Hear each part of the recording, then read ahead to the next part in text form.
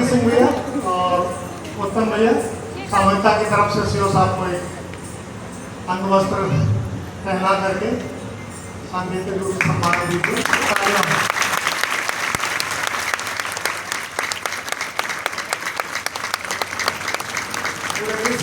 CO साहब ये सहयोग ध्यान है पूरी तरह वैज्ञानिक पद्धति पे चलता है। सुनाता जी स्वयं एक वैज्ञानिक एवं डॉक्टर, उन्होंने स्वतंत्रता आंदोलन में भाग लिया और इनके बारे में समय मिलेगा अगर पढ़ेंगे आप तो लगेगा कैसे पूरे विश्व में वैज्ञानिक आधार पर अध्यात्म को कैसे लाएं और पूरे मानवता को परिवर्तित कैसे करें ताकि ये दुनिया इस सृष्टि बचे, उस पर मैंने कार्य किया है। सहयोग ध्यान बहुत ही सिंपल विधि है, आप और आपके पूरे परिवार का इसमें स्वागत है। कभी समय मिले ध्यान करें अपनी टीम को। हम लोग भी सेशन करते रहते हैं, कई बार लखनऊ में कोर्स के लिए भी करते हैं। 2 शब्द आपकी तरफ से सर। बहुत बहुत धन्यवाद। ज़्यादा समय नहीं लूँगा क्योंकि यहाँ पर जो कार्यक्रम हो रहा है वो मेरे बोलने से ज़्यादा बड़ा मैसेज दे रहा है आप सबको।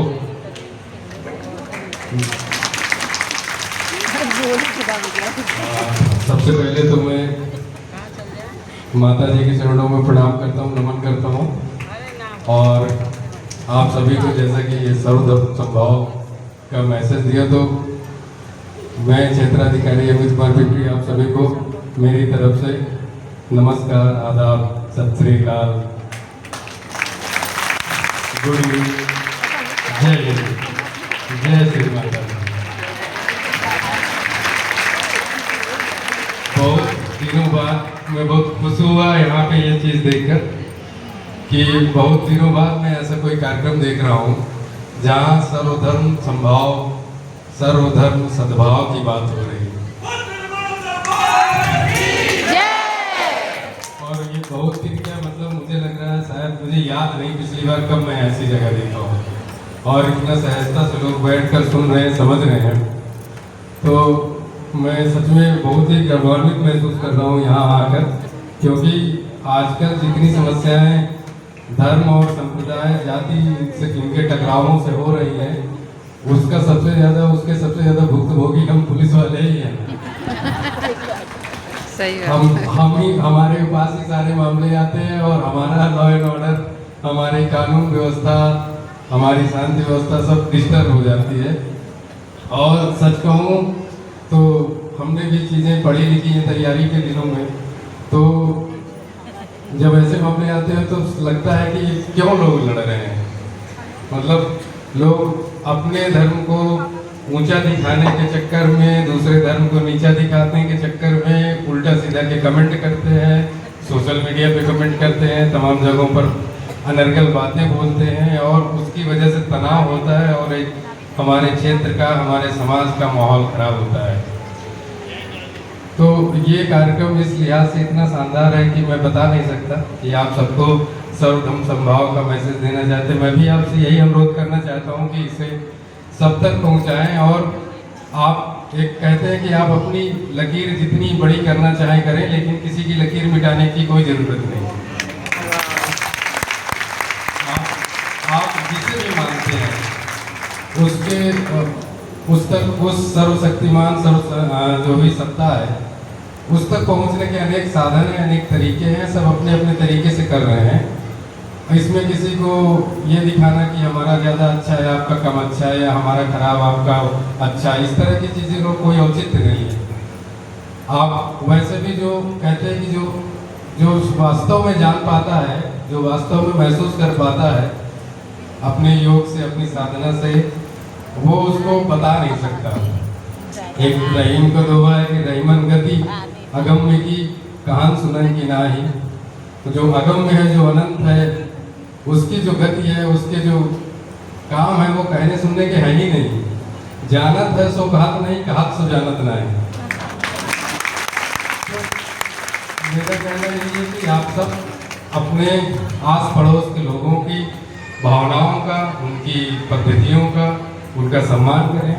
आप अपनी चीज़ों को जितना बढ़ाना चाहें बढ़ाएं, जितनी बार कार्यक्रम करें, जयकारा लगाएं, सब कुछ करें, लेकिन किसी को किसी दूसरे धर्म संप्रदाय के विषय में अनुचित, असभ्य, अभद्र टिप्पणी, अभद्र भाषा ये सब करने की आवश्यकता नहीं है। और इस तरह के कार्यक्रम के माध्यम से हम अपने आसपास का माहौल अच्छा रखते हैं तो आगे भी चीज़ें बेहतर होती हैं।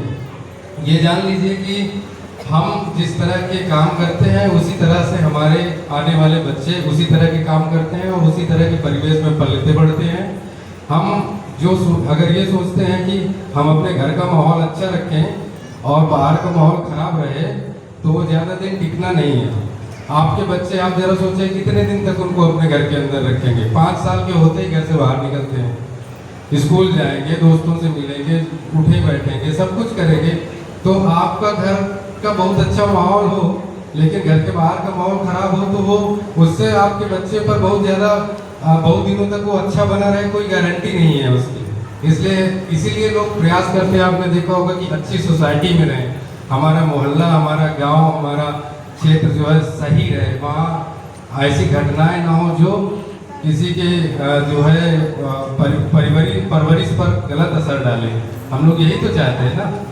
तो ये चीज़ें आप करके इस तरह के कार्यक्रम अच्छा करते हैं। मैं चाहता हूँ कि आप धीरे धीरे करके एक घर, एक मोहल्ला, एक गांव, एक कस्बा ऐसे सही माहौल में हमारे बच्चे बड़े हों और बेहतर भविष्य तैयार हो देश के लिए, समाज के लिए, अपने लिए भी। हम जो करते हैं वही हमारे बच्चे करते हैं। हमारे कहने से वो नहीं सीखते, हमारे करने से वो सीखते हैं। हमारे जो बच्चे हैं वो देखते हैं कि हमारे घर वाले क्या करते हैं। मैं पहले भी बता चुका हूँ, मुझे ऐसे अवसर मिलते हैं तो मैं बताने का प्रयास करता हूँ। तो जब भी आप अपने बच्चे को कुछ सिखाना चाहते हैं तो उसको करके दिखाइए। आपकी हमारी ये जिम्मेदारी है। आपने देखा होगा कि घर की जो बच्ची होती है वो घरेलू काम अपने आप करने लगती है। घर का जो लड़का होता है वो बाहर बाइक चलाएगा और इस तरह की चीज़ें करता है। घर की जो बच्ची होती है वो झाड़ू उठाएगी, बर्तन करेगी, इधर उधर कर, क्योंकि उसने वही करते देखा है। जिसके घर में पढ़ने लिखने का माहौल होता है उसके बच्चे पढ़ लिख जाते हैं। जिसके घर में दुकानदारी का माहौल होता है, व्यापार होता है, उसके घर के बच्चे व्यापार सीख जाते हैं। जैसा जैसा परिवेश, तो आपको वो करना है। आप मोबाइल चलाएंगे, वो भी मोबाइल चलाएगा। खाना खाते समय मोबाइल चला रहे हैं, वो बिना मोबाइल देखे खाना ही नहीं खाएगा। तो कृपया अनुरोध है कि आप एक चाहते हैं कि आपका भविष्य, आपके बच्चे का भविष्य अच्छा हो और वो एक अच्छा इंसान बने, तो आपको हर समय वो करना है। आपको ध्यान देना है कि आप क्या कर रहे हैं। और कुछ और बातें बस ख़त्म करूँगा, समय नहीं लूँगा। जो है कि आप जानते हैं कि मोबाइल हर हाथ में है और मोबाइल से बहुत सारे फ्रॉड हो रहे हैं। तो कृपया करके अगर किसी तरह का कोई मैसेज, कोई कॉल, आज ही मुझे अफ्रीका से मेरे नंबर पे कॉल आ रहा था। आप ऐसे नंबर को काट दीजिए, ब्लॉक कर दीजिए, जहाँ से है वहाँ से ब्लॉक कर दीजिए। इनके झांसे में मत आइए। और जो ऑनलाइन फ्रॉड हो रहे हैं उसमें डरिए, घबराइए नहीं। कोई अगर आपको परेशान कर रहा है तो स्थानीय पुलिस को सूचना कीजिए, 112 पे सूचना कर दीजिए।